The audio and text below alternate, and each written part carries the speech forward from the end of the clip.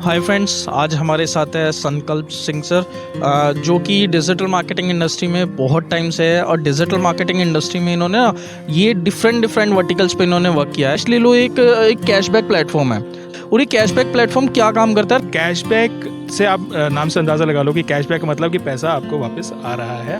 कुछ एक वर्टिकल्स होते हैं जिसको हम टर्मिनोलॉजी के हिसाब से बात करें तो एक इन्फ्लुएंसर मार्केटिंग होता है, फिर परफॉर्मेंस मार्केटिंग होता है, प्रोग्रामेटिक होता है एंड एफिलिएट होता है और मीडिया बाइंग वगैरह ये सब होते हैं। अगर इसको और इन डेप्थ में अगर मैं आपको बताना चाहूँ तो इसमें एक टर्मिनोलॉजी होती है, कॉस्ट पर इंस्टॉल्स होता है, कॉस्ट पर सेल्स होता है, कॉस्ट पर रजिस्ट्रेशन होता है। बट इसके अंडर में भी ना एसईओ पेड एड्स के अंडर में भी बहुत सारे वर्टिकल्स आगे आ जाते हैं जो ब्रांड्स के लिए बहुत इंपॉर्टेंट होते हैं। तो उसमें कहीं ना कहीं आपको 10% 20% का कैश एक्स्ट्रा कैशबैक आएगा जो आपकी अर्निंग हो जाएगी एक तरीके से।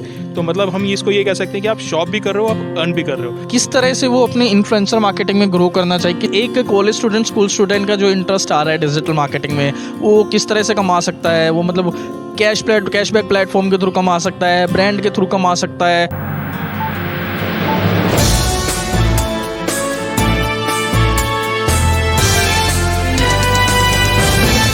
हाय फ्रेंड्स, आज हमारे साथ है संकल्प सिंह सर, जो कि डिजिटल मार्केटिंग इंडस्ट्री में बहुत टाइम से है और डिजिटल मार्केटिंग इंडस्ट्री में इन्होंने ना ये डिफरेंट डिफरेंट वर्टिकल्स पे इन्होंने वर्क किया है। तो इनसे थोड़ा सा जानने की कोशिश करेंगे। Hello sir.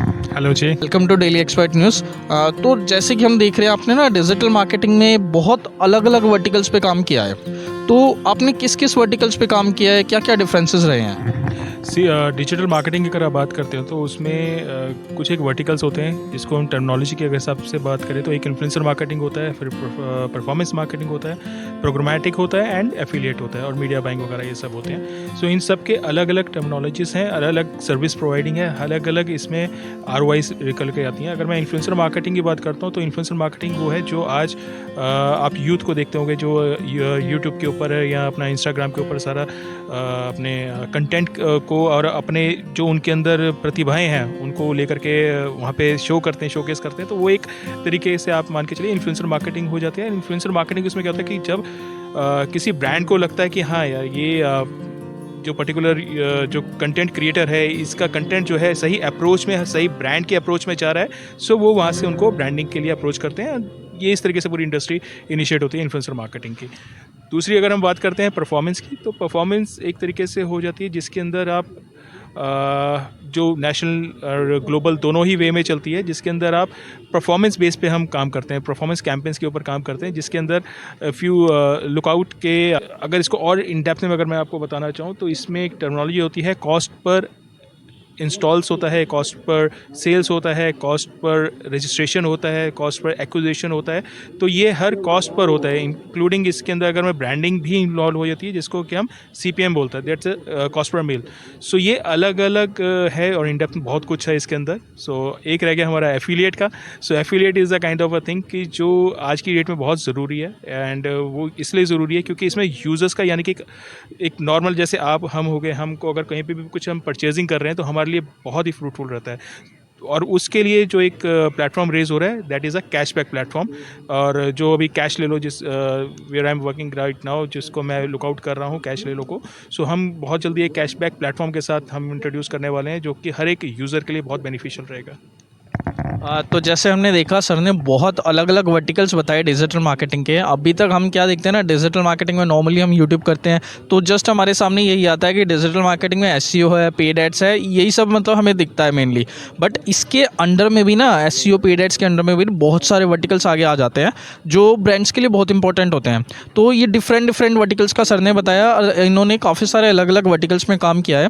तो अभी जैसे ये बता रहे हैं, जैसे इन्होंने CPI CPM वगैरह बताया, ये भी कुछ एफिलिएट के होते हैं जो पर मतलब एक्शन पे वर्क करते हैं। अभी सर जैसे कैश ले लो के साथ वर्क कर रहे हैं एंड कैश ले लो एक कैशबैक प्लेटफॉर्म है। तो कैशबैक प्लेटफॉर्म का ना थोड़ा सा हम सर से जानेंगे कि कैशबैक प्लेटफॉर्म क्या है और ये कैशबैक प्लेटफॉर्म क्या काम करता है और कैश ले लो किस टाइप से काम करता है। हम एक बार ना सर के साथ जानते हैं। सो कैशबैक से आप नाम से अंदाज़ा लगा लो कि कैशबैक मतलब कि पैसा आपको वापस आ रहा है, आपके पास आ रहा है। सो मतलब कैश ले लो, अब हम कैश दे रहे हैं आपको एक तरीके से। वो कैसे होता है कि जैसे आप शॉपिंग करते हैं नॉर्मल, आप किसी भी प्लेटफॉर्म से अगर आप शॉप करते हो, लाइक अमेज़ॉन हो गया, किसी भी अगर ब्रांड का नाम लेता हूँ, अमेज़ॉन, मीशो, फ्लिपकार्ट, आप उनके साइट्स पे जैसे जा कर के आप शॉप कर रहे हो, अब मैं कह रहा हूँ कि आप वही शॉप करो, और अगर आप कैश ले लो के प्लेटफॉर्म के थ्रू जाते हो तो सपोज दैट एक एग्जांपल देता हूँ, उसमें आपको मान के चलिए आपने कोई लैपटॉप परचेज़ किया जिसकी वर्थ है कुछ 30K की, तो आपने 30,000 रुपीज़ उसमें आपने पे किया, जो आप अमेजोन को दिया उसके मतलब कुछ भी आप रिबेट ले रहे हो, कुछ भी बेनिफिट्स ले रहे हो, वो सारा कुछ इंक्लूड करके आपने 30,000 आपने पे कर दिया। बट अगर यही आप कैश ले लोगे प्लेटफॉर्म्स के थ्रू जाओगे तो उसमें कहीं ना कहीं आपको 10% 20% का एक्स्ट्रा कैशबैक आएगा, जो आपकी अर्निंग हो जाएगी एक तरीके से। तो मतलब हम इसको ये कह सकते हैं कि आप शॉप भी कर रहे हो, आप अर्न भी कर रहे हो, मतलब आप पैसा दे रहे हो, शॉप कर रहे हो, लेकिन साथ में साथ आप कमा रहे हो। तो 10-20% का अगर मैं आपको वॉल्यूम के हिसाब से बात करता हूँ, अगर मैं 20% का वॉल्यूम पकड़ता हूँ, तो अगर आप 30,000 की शॉपिंग करो तो 6,000 आपके पास वापस आ रहे हैं। यानी कि जो लैपटॉप आपको 30,000 का पड़ रहा था, हमारे प्लेटफॉर्म के थ्रू अगर आप जा रहे हो कैश ले लो के थ्रू, तो वो ही आपको 24,000 का पड़ रहा है। तो ये एक बहुत ही ज़्यादा बेनिफिट है आज की इंडस्ट्री के अंदर, क्योंकि इन्फ्लेशन रेट जैसे जैसे हर साल पर साल बढ़ता जा रहा है, तो हमारी savings, to be very honest, जितने भी मैं आपके दर्शक हैं उनके मैं आपके चैनल के माध्यम से पूछना चाहूँगा कि क्या हम सेविंग से स्टार्ट कर सकते हैं? जब भी हमारे पास हमारा इनकम सोर्स आता है, कुछ भी आता है, कभी हमने कभी सोचा कि यार सबसे पहले हम सेविंग कर लें? नहीं हो पाती है। हम बहुत कोशिश करते हैं बट नहीं हो पाती। बट ये एक ज़रिया ऐसा है कि अगर आप सेविंग नहीं कर पा रहे हो बट आपको शॉपिंग तो करनी है ना, चाहे वो ग्रॉसरी हो गई, राशन का काम हो गया, या क्लोथ्स हो गए, या आपको कोई भी कपड़े वगैरह परचेज़ कर रहे हैं, या कुछ भी आप इलेक्ट्रॉनिक आइटम्स खरीद रहे हो, कुछ भी खरीद रहे हो, आप परचेज़ अगर कर रहे हो तो आप परचेज़ करो, सेविंग का वादा हम करते हैं। तो ये है कैशबैक प्लेटफॉर्म। तो आज हमने कैश बैक प्लेटफॉर्म के बारे में जाना और बहुत कुछ मतलब सीखने को मिला। तो शॉपिंग तो हमें करनी ही करनी है, शॉपिंग के साथ साथ जब कैशबैक आ जाए तो उससे अच्छी बात क्या है। तो ये तो हमारा कैशबैक प्लेटफॉर्म के बारे में बात होगी।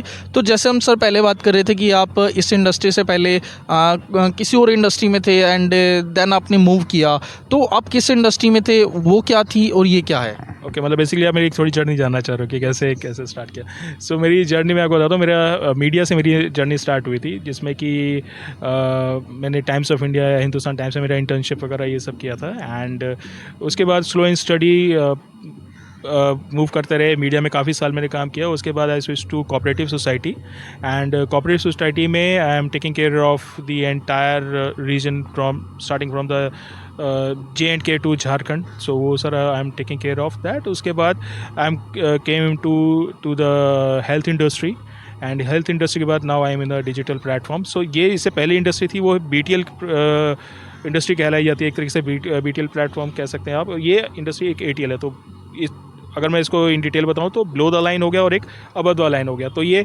सिनर्जी पूरी हुई है, क्योंकि वो कहते हैं कि नया भारत की एक शुरुआत हुई है। तो मैं ये नहीं कह रहा हूँ कि BTL में आज भी आप देखो तो होर्डिंग्स वगैरह सारा काम करते हैं। सेम इसी तरीके से अभी क्या हुआ है कि डिजिटल एक ऐसा माध्यम हो गया कि हर एक हैंडी हो चुका है, मोबाइल सबके हाथ में है। सो हमको कहीं भी रीच पहुँचनी है तो पहले क्या होता था, होर्डिंग्स अभी भी लगते हैं जैसे होर्डिंग्स होते हैं, बट हम उसमें कैलकुलेट नहीं कर पाते हैं, हम ये नहीं देख पाते हैं कि कितने लोगों ने एंगेजमेंट आई है वहाँ से, कितने लोगों ने देखा है। बट हम अगर वही ट्रैफिक अगर हम नेटिव एड्स के थ्रू, अपने मोबाइल के थ्रू अगर कहीं पे कुछ देख रहे हैं और उसमें कुछ नेटिव एड्स आती है, हम कैलकुलेट कर सकते हैं कि कितनी इंगेजमेंट आ रही है, क्या इंप्रेशंस आ रहे हैं। तो उसके बेस पे हम समझ सकते हैं हमको किस बेस पे क्या एडवर्टाइजमेंट करनी है, क्या एडवर्टाइजमेंट नहीं करनी है। तो ये बहुत ही एक मेरे हिसाब से बहुत अच्छा चेंज है ओवरऑल इंडस्ट्री के लिए और ओवरऑल यूजर्स के लिए। तो आपने मेंशन किया यहाँ पे BTL and ATL, below the line and above the line.